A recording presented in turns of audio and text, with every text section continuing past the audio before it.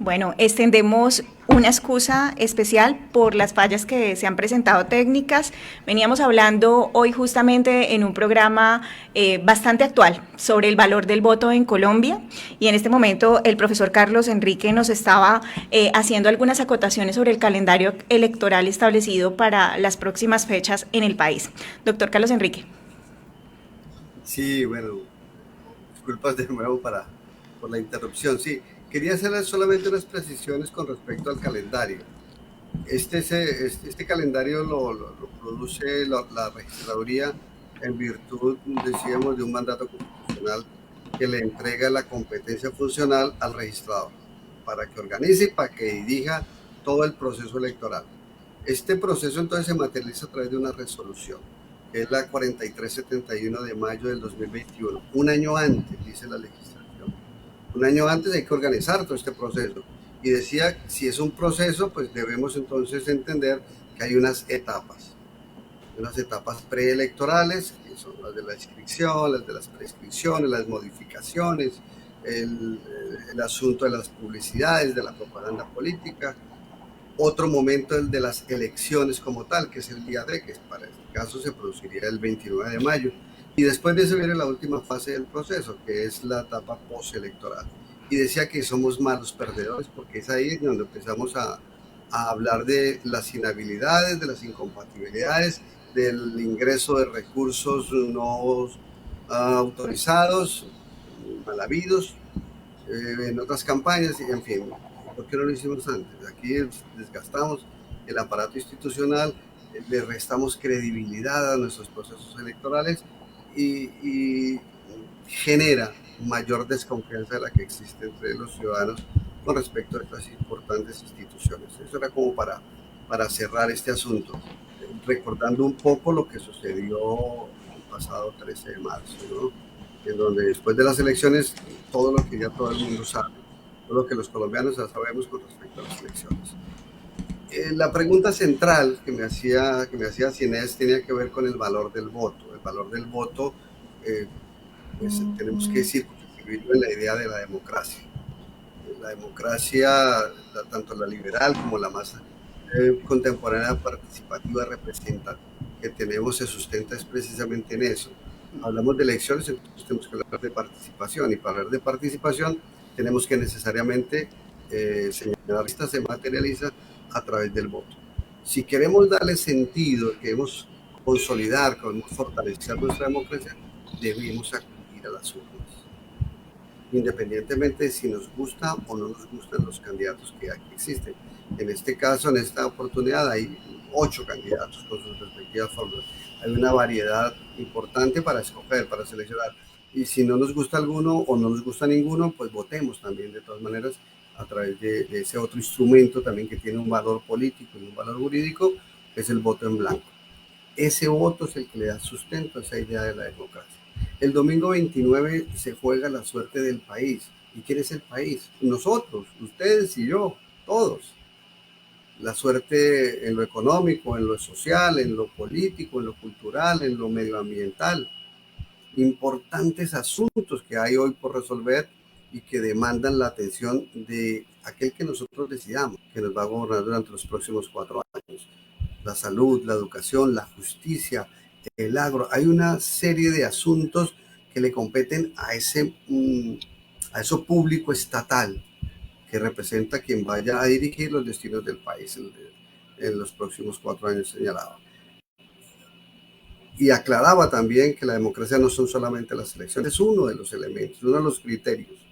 Hay otros criterios, la libertad de expresión, la inclusión de toda la ciudadanía, el derecho a la exigencia de rendición de cuentas, el voto universal y secreto, la libertad para ejercer el mismo derecho. Son criterios que completarían y nos darían cuenta de esa calidad de la democracia. Que entre otras cosas, en el caso colombiano, no clasificamos como una democracia plena. Los indicadores de Freedom House o de The Economist, por ejemplo, nos ubican como una democracia defectuosa. Y eso ya tiene unos sentidos y unos impactos importantes con respecto a la comunidad internacional. ¿Y en dónde fallamos? ¿Cuál es el indicador que nos hace perder la asignatura para que seamos una democracia plena? La participación.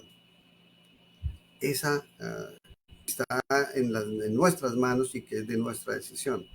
Decía también antes de la interrupción que nosotros somos unos abstencionistas naturales.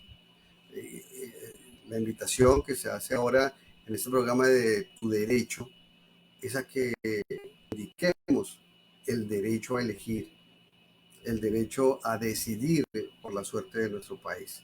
Entonces es una invitación que hacemos desde esta esquina para que acudamos a las urnas. Si no nos gusta alguno, votemos en blanco. El voto en blanco tiene un valor político y tiene un valor jurídico. El valor jurídico permite que ese voto se contabilice y el valor político de ser el ganador de un evento electoral, pues daría lugar a una nueva elección en la cual no participe ninguno de los candidatos que participó en esta elección en la que ganó el voto en blanco. Haciendo claridad, por supuesto, que el voto en blanco no es otro candidato, nosotros también en esta indefinición conceptual, en esta poca comprensión de lo político y de lo jurídico en nuestro país, hacen creer en sus manifestaciones y en sus declaraciones. Yo creo que el sentido del voto y el valor del voto lo tenemos que ver más como esa expresión que legitima el sistema, Inés, y todos los que nos están escuchando a través de las redes sociales. A través del voto legitimamos el sistema, a través del voto formamos gobierno y a través del voto generamos representación.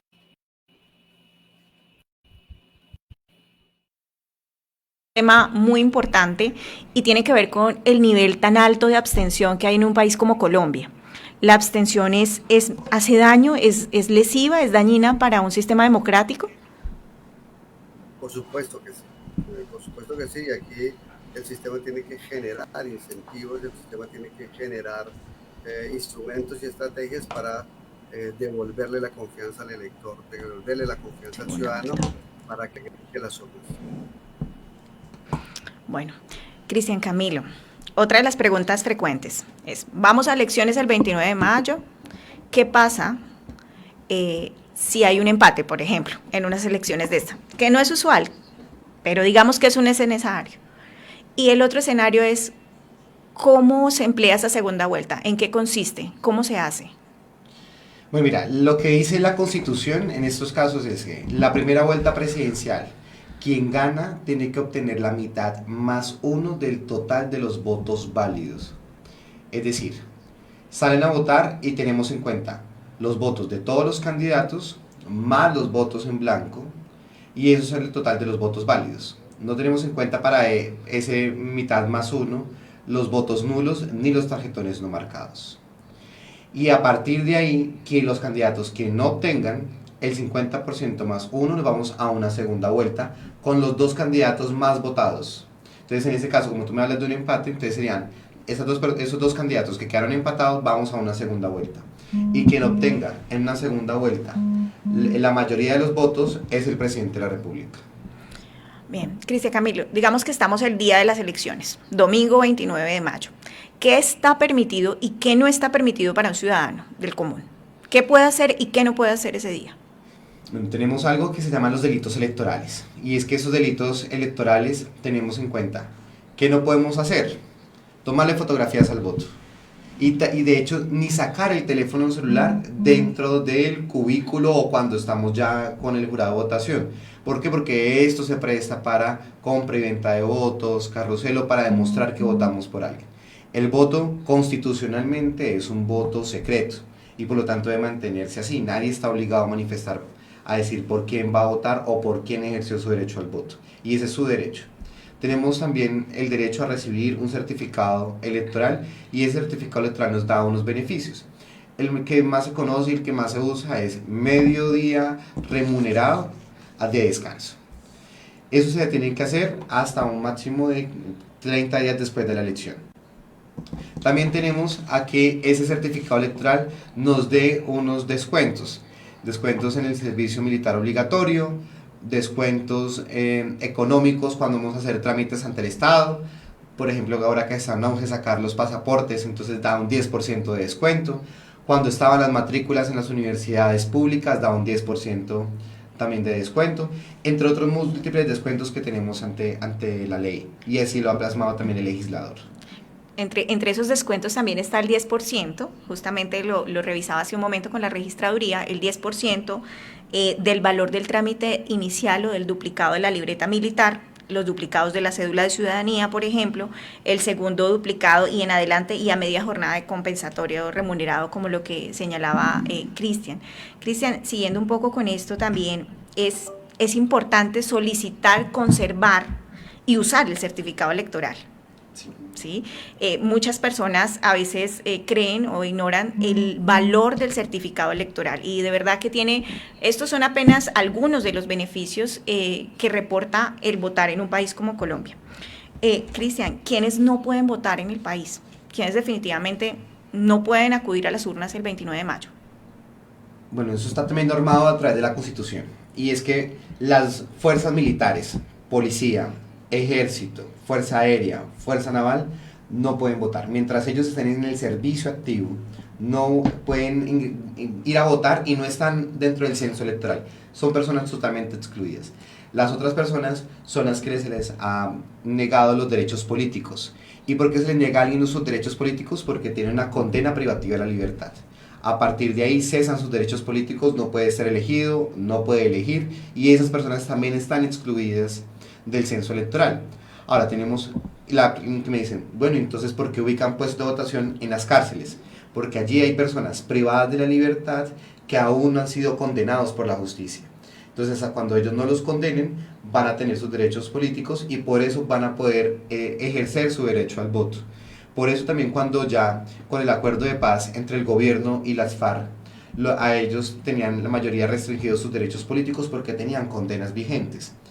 También se dio un proceso de transición, fue 2018, 2019, donde muchos de ellos les aparecían sus derechos políticos restringidos ante la Procuraduría, ante la misma página de registraduría. A partir de ahí también empezó el trabajo de las entidades del Estado para devolverles a ellos sus derechos políticos, tenían que levantarles esas sentencias para que puedan ejercer su derecho al voto. Bueno, esta pregunta para los dos realmente yo quisiera saber cuáles son los delitos electorales más comunes que se suelen cometer, sobre todo frente a este proceso electoral que va a vivir el país. ¿Cuáles son los delitos electorales más comunes en una elección presidencial? Doctor Carlos Enrique, usted que ahorita hablaba sobre que somos malos perdedores, por ejemplo, y que dejamos todo para el después. Son muchos los delitos que se pueden cometer, pero hay uno que destaca principalmente, es el de la transhumancia. Pareciera ser que creen que es la compra de votos, pero en elecciones presidenciales no hay compra de votos. Hay que hacer una distinción clara entre las elecciones locales, elecciones nacionales y la elección presidencial. Siempre se mueve más por una opinión, por una imagen que se ha construido el ciudadano frente al candidato que quiere que sea su gobernante. Entonces aquí esta transhumancia, esta compra de votos es poco usual en este tipo de elecciones, no en las otras. Opera más el clientelismo, en donde opera más la maquinaria electoral, en donde opera más la maquinaria de los partidos, y en donde quisiera hacer que ese intercambio clientelar, que no es ni siquiera clientelismo, sino que es un delito tipificado en nuestro código penal como una conducta punible que castiga tanto a quien compra como a quien vende. Yo creería que en elecciones presidenciales podría observar sería más transhumancia que esa compra y venta de votos. Suplantación de cédulas, ha habido también una mejora en los datos y en el tratamiento que se hace con estos documentos de identidad. Entonces, personalmente no creo que en elecciones personales me van a pensar y afirmar que en elecciones presidenciales los delitos electorales disminuyen significativamente. No vamos a decir que no existe.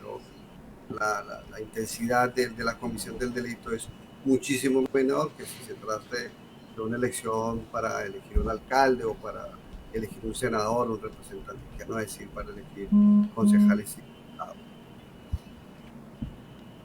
Cristian Camilo dice por aquí que tiene algunas cifras que revelan que sí suceden otro tipo de, digamos, de delitos electorales también sumamente graves y complejos para la democracia finalmente del país. Sí, mira, de acuerdo con los estudios que hemos hecho desde el programa de Ciencia Política de la Universidad de Tolima, también para la MOE, evidenciamos lo siguiente hablando un poco de la transhumancia, y es que este año 2022, antes de que se abrieran las inscripciones de cédulas para esas elecciones, teníamos 4 municipios que tenían más votantes que habitantes, y esa es la transhumancia.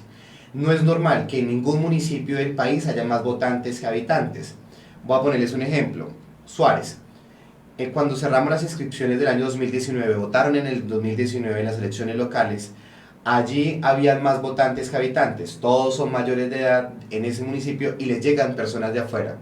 Y esos números son muy altos, en este momento estamos hablando más de 700 personas que están en el censo electoral por encima del poblacional. ¿Qué ha llevado esto? Que hoy hablemos de 5 municipios con más votantes que habitantes. Hablamos ahora de la participación electoral. En el departamento del Tolima, para las elecciones del 2018, votó para las elecciones presidenciales de la segunda vuelta presidencial el 46% del total de los habilitados para votar en este departamento. Pero cuando vamos a elecciones locales, están aumentando estos niveles de participación. Pero en estos municipios donde tenemos la transhumancia, que es un delito electoral que se llama fraude en inscripción de cédulas, da cárcel, penas privativas de libertad de 4 a 8 años de cárcel. Y esos son unos datos muy altos, unas penas privativas de libertad muy altos, donde no dan beneficios como excarcelación, o se revisa muy bien el tema de la casa por cárcel, pero cuando son servidores públicos quienes están incitando esta transhumancia, pues son mucho más severas las penas y quitan casi siempre todos los beneficios que da la ley en penas privativas de la libertad. Otro de los delitos electorales que se ve muchas veces el día de las elecciones es la suplantación de identidad, como yo le decía el profesor Carlos. Dentro del ejercicio de la misión de observación electoral, lo que hemos visto también es que el día de las elecciones se presenta participación en política por parte de servidores públicos. A todos los funcionarios públicos y especialmente los que son ordenadores del gasto les es prohibido totalmente pronunciarse a favor o en contra de ningún candidato que está en la contienda política. Y eso es entendido como participación política de servidores públicos. Es un delito electoral investigado por las entidades disciplinarias, pero también tiene incidencia en lo penal.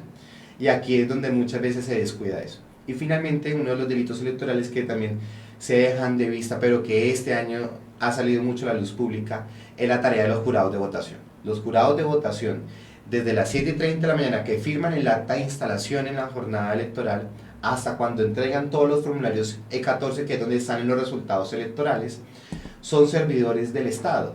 Por lo tanto, los investigan disciplinariamente, así sean particulares para el Estado, y también los investigan penalmente.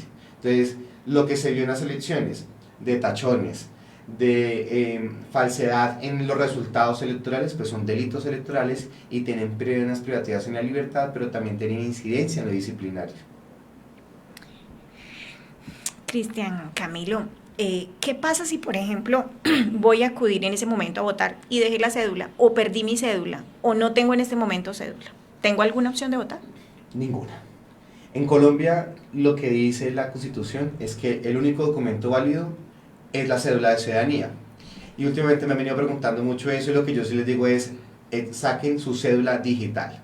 La cédula digital hoy la tenemos en los teléfonos celulares, y personalmente la tengo y hice el ejercicio el día de las elecciones de presentar mi cédula digital. Es una cédula totalmente segura, es válida, y cuando tú cambias de teléfono o te lo roban, pues vas a quedar con tu documento de identidad en tu teléfono celular y te vas a poder identificar allí con esto.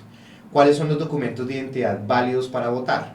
La cédula amarilla de hologramas o la cédula nueva azul digital, sea en físico, el plástico, o la que la muestre en su teléfono móvil.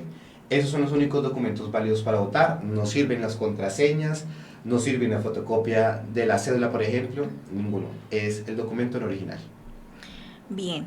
Doctor Carlos Enrique, ¿qué decir de los fraudes electorales que se han denunciado recientemente?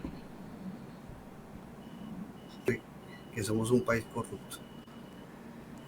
Así, tajantemente. ¿Qué más podríamos decir de lo que se ha sucedido frente a hechos, digamos, grandes?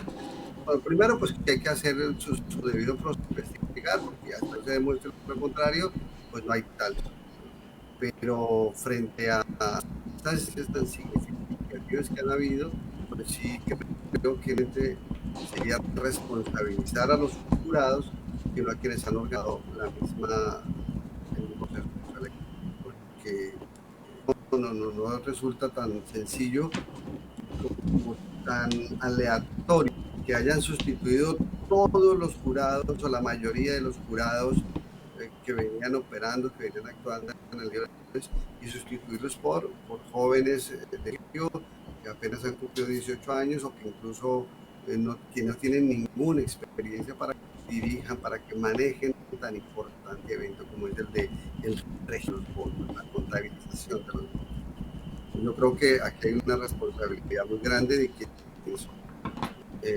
quienes organizan las elecciones, y creo que han escuchado a través de los medios de comunicación esos cuestionamientos que se le han hecho al registrador, porque él es el responsable de los resultados y de la transparencia del proceso constitucionalmente. Él es la persona encargada de garantizarle a todos los colombianos una transparencia, un proceso que soporte de nuestra democracia. Entonces, habrá que investigar, habrá que identificar los responsables y habrá que sancionar. Muchos van a decir, pero no sucede nada. Sí, de acuerdo, no sucede nada, pero esto debe trascender. Y creo que este volumen de equivocaciones que se produjeron en las elecciones del proceso, de llegarse a producir nuevamente el 29 de mayo, sería catastrófico para nuestro sistema democrático y nos dejaría casi que con sistemas como en la misma Venezuela, en donde las elecciones se arreglan, en donde las elecciones se corrompen y en donde ya no habrá confianza en ninguna de las instituciones democráticas.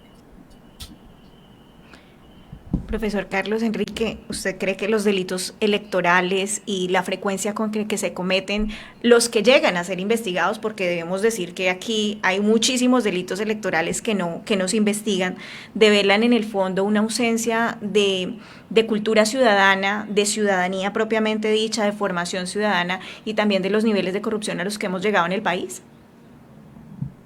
Esa pregunta me la han hecho ya varias veces con el tema de la cuenta de votos. Y me dicen que si eso responde a la ausencia de una cultura. Yo creo que hace parte de la cultura, que yo denomino una subcultura política. Ya acostumbrado a hacer ese intercambio clientelar, que no es un intercambio clientelar, sino que es la comisión de un delito. Santa Teresa de Jesús, si no me falla la memoria, que es culpable por pagar como el que paga por pecar. Aquí hay una suerte de una relación entre quienes inducen y quienes ven. Nosotros no hemos podido superar ese estadio y creo que estamos en mora de implementar instrumentos legales, constitucionales y legales que posibiliten la disminución o la comisión de ese que se considera uno de los delitos más dañinos para la democracia colombiana, es la compra y venta de voto. ¿Cómo lo superaríamos? Haciendo del derecho al voto no solamente derecho, sino un deber, al cual aparejen sanciones por el incumplimiento a ir rompiendo el cuello a esa compra y venta de votos, porque ya no tendría ningún. Esto es un asunto de mercado. Entonces aquí podríamos empezar a superar esa tacha que se le hace a nuestra democracia. En cuanto a quienes lo hacen, pues el país los conoce, los organismos de control los conocen, pero creo que hay unas fuerzas quizás más poderosas que esos mismos órganos de control piden que a estas personas se les investiguen, se les sancionen y se les condenen. Esto también no sé podría para que se hicieran efectivas esas sanciones que están contempladas en nuestra legislación y que a esos delatores de la comisión de estos delitos se les sancione severamente, atentan no solamente contra una disposición legal, sino contra la institucional práctica del país. Cristian, siguiendo el planteamiento del doctor Carlos Enrique, ¿qué piensas? ¿El voto debería ser obligatorio en Colombia como un deber ciudadano además? Sí, la respuesta categórica es sí.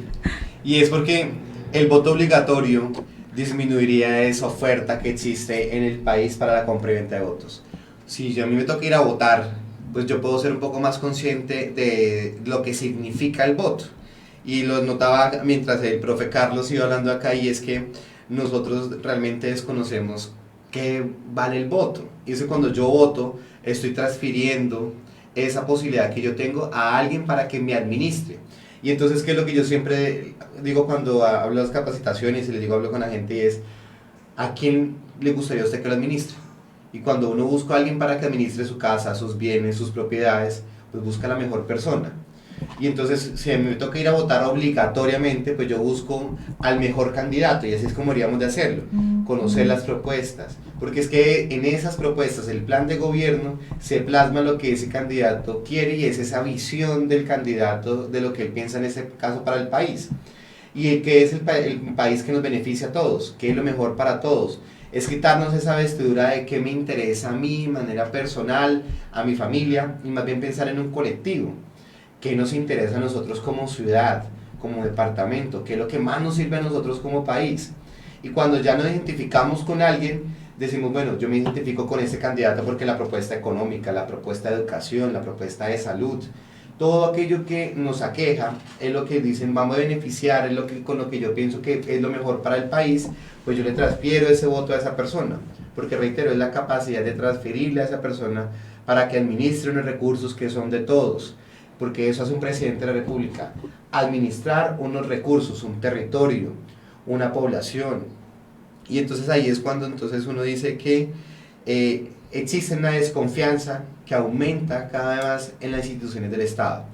Recuerdo cuando estábamos en las calles en mayo del año anterior, salió una encuesta del Tiempo de qué era lo que los jóvenes le apostaban, a qué creían.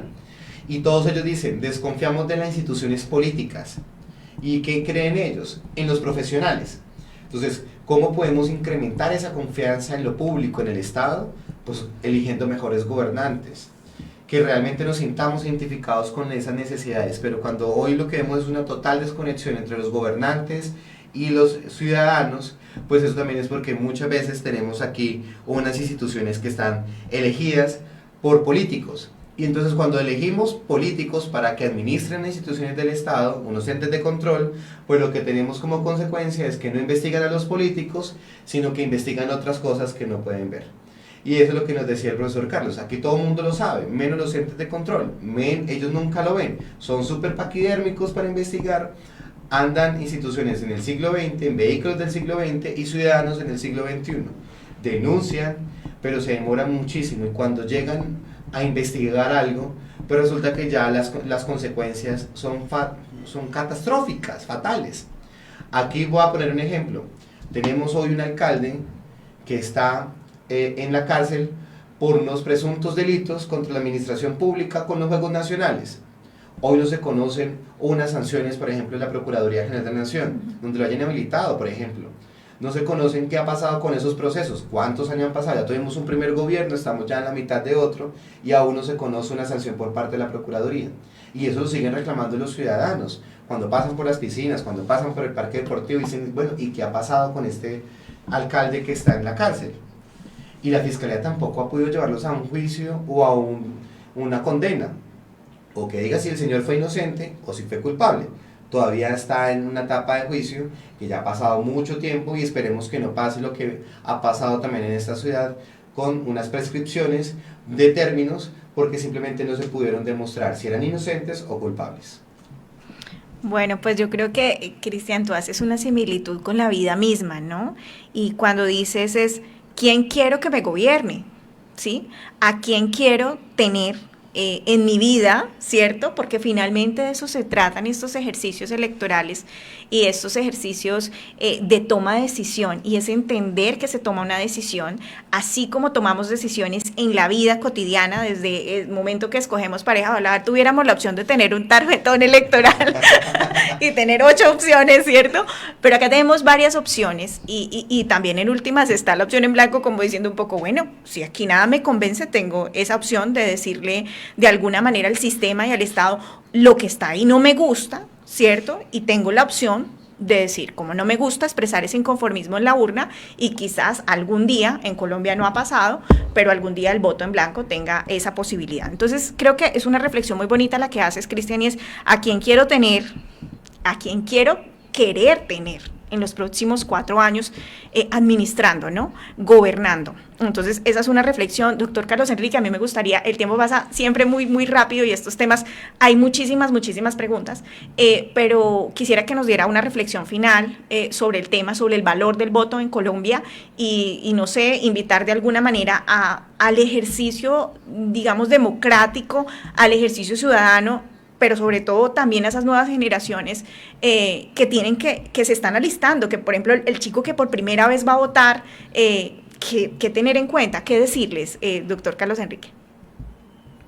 No podemos decirle bien que tenga confianza en las instituciones cuando en la casa estamos permanentemente negando la existencia de la institución. Quiero llegar, hay un de cultura cívica en nuestro país.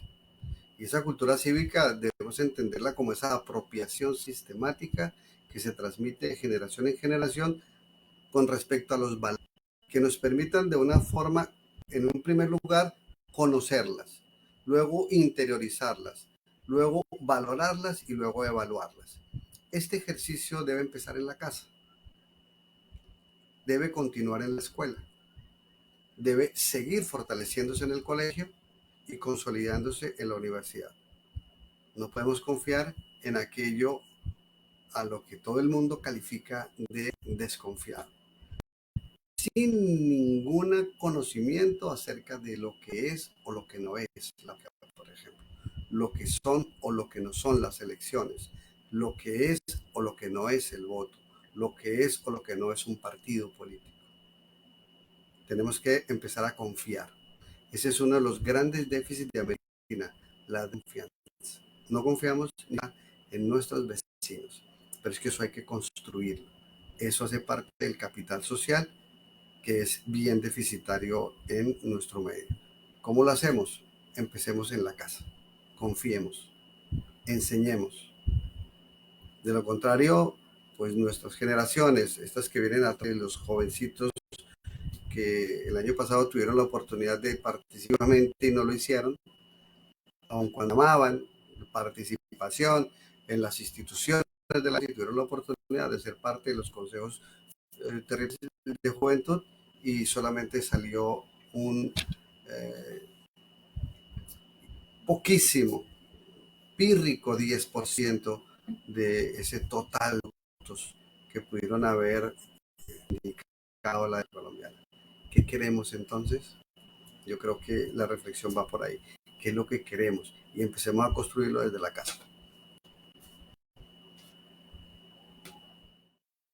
Cristian Camilo, ¿qué mensaje tú, que eres un hombre más muy joven, que estás en un programa académico con personas muy jóvenes, mucho más jóvenes, por supuesto, qué mensaje hay que dejarles esta noche sobre el valor del voto en Colombia?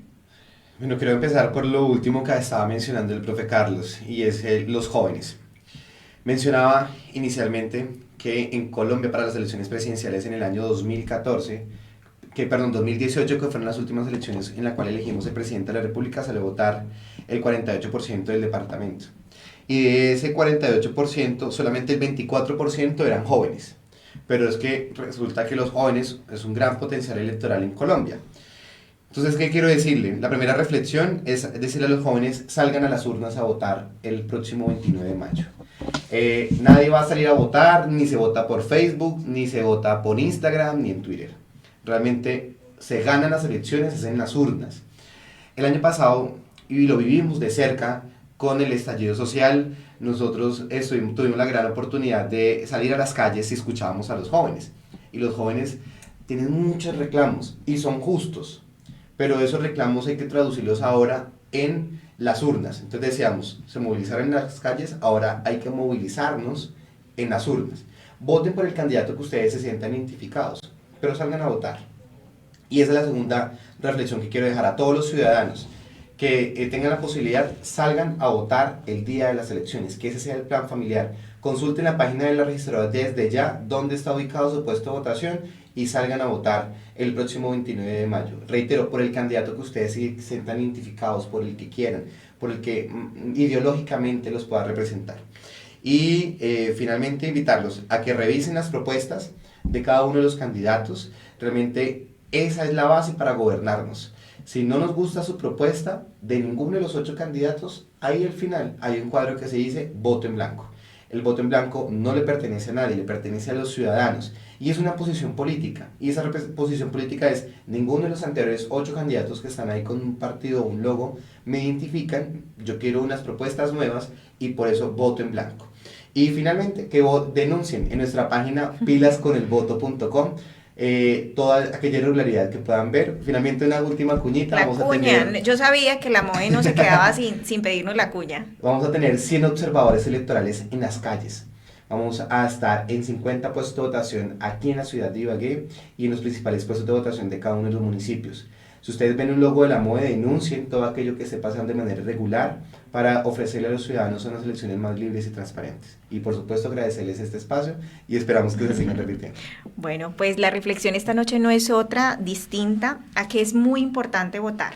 Es un derecho que nos ha costado muchísimo. Yo siempre he dicho, pues a las mujeres nos costó más. Hemos llegado desde hace muy poco a ejercerlo. Yo soy una feminista, me declaro una feminista muy femenina, pero sí que las mujeres tenemos mucho también que decir y que aportar en todo este escenario político. Y hay que recordar que una democracia sin ciudadanos no es una democracia, ¿sí? Y que aquí se requiere el ejercicio de la ciudadanía y de poner en práctica todas esas competencias ciudadanas que adquirimos a lo largo de la vida. Pues muchas gracias a todos por su compañía esta noche. Cristian Camilo, Carlos Enrique, muchísimas gracias por la claridad que nos han dado y que le dan a la audiencia sobre estos temas. Nos encontramos cada jueves a las 7 de la noche en este espacio. Agradecemos al Olfato una vez más darnos apertura para este tipo de escenarios y un agradecimiento muy especial al programa Derecho y a la Facultad de Ciencias Humanas y Artes de la Universidad del Tolima. Nos encontramos el próximo jueves a las 7 de la noche. Buenas noches.